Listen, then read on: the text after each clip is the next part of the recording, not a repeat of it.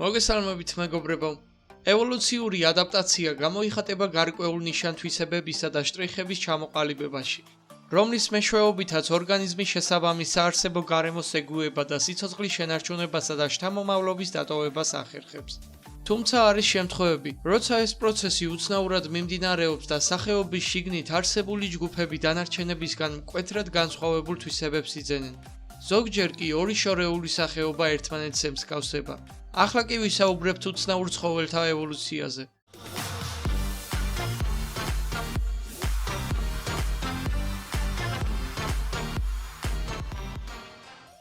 კვლელი მთის თუთიყუში.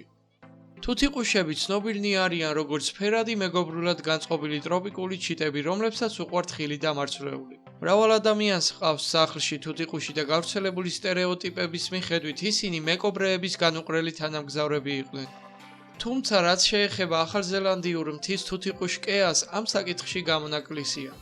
მისი წონა საშუალოდ 1 კილოგრამია. კეა ხორცის მჭამელი თუთიყუშია და ნადირობს პატარა ფრინველებსა და ძუძუმწოვრებზე, რაც უმეტესწილად მსხვერპლის სიკვდილით სრულდება. კეას ასევე შეუძლია მანქანის განათების წყობიდან გამოყვანა და ფანჯრის ჩამსხვრევა.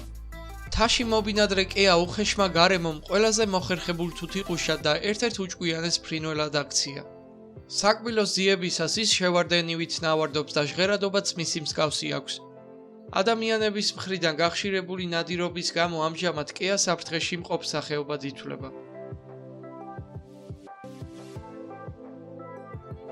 ჩანთოსანი თხუნელა. ავსტრალიურ ძუძუმწოვრებში დომინირებენ ჩანთოსნები, რომლებიც არ ენათესავებიან ძუძუმწოვართა სხვა ჯგუფებს და ხშირად გამოირჩევიან სხეულის განსხვავებული ფორმებით. ჩანთოსნები ხშირად არიან შემჩნეული სხვა ძუძუმწოვრების მიმართ საპასუხო ევოლუციურ მოქმედებებში. მაგალითად, შორეულ წარსულში ხორცის მჭამელი ცხოველების გარკვეული ნაწილი ლომად ჩამოყალიბდა. ჩანთოსნებში კი გაჩნდა ამჟამად გადაშენებული სახეობა, რომელიც ლომს ჰგავდა. მსგავსი შემთხვევა დღესაც გვაქვს ჩანთოსანი თხუნელას ორი სახეობა, ორივე იშვიათი და შესაბამისად ნაკლებად შესწავლილია მეცნიერთა მიერ. ისინი არ ენათესავებიან ევროპაში, აზიასა და ჩრდილო ამერიკაში მობინადრე თხუნელებს. ის უჩვეულო ბრმა ძუძუმწოვრები გამოიყურებიან და მოქმედებენ თხუნელების მსგავსად. მიუხედავად ამისა, მათთან ნათესაური კავშირი არ გააჩნიათ. ზღვის ხვლიკი. ევოლუცია ხშირად აღიქმება როგორც წინსვლა და პრიმიტიული ფორმიდან მოწინავეზე გადასვლა ან ოკეანიდან ხმელეთზე გადმონაცვლება. დევონურ პერიოდში დედამიწაზე დომინირებადი ცხოველები იყვნენ ზღვის რეპტილიები, რომლებიც მოგვიანებით გაუჩინარდნენ.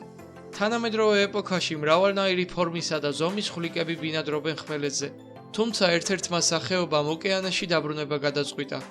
ზღვის იგუანა მასიური ხვლიკია, რომელიც გალაპაგოსის ტალღებში დაცურავს. მიწაზე მობინადრე თანამოძმის მწვანე იგუანის მსგავსად, ისიც ბალახის მჭამელია და მის მთავარ საკვებს ზღვის მცენარეები შეადგენს. ზღვის იგუანას შეუძლია 10 მეტრამდე სიღრმეში ჩაყვინთვა.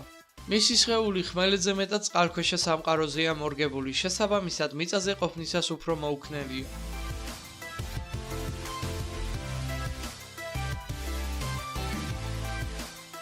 ფრინველი ხელებით. დედამიწაზე ფრინველების 10,000 სახეობა არსებობს და მათგან ერთ-ერთს ხელებიც აქვს. ჰოაციდი სამხრეთ ამერიკის ნოტიო ტყეებში მობინადრე უცნაური ფრინველია, რომელსაც რეპტილიების ნაშთი შემორჩა.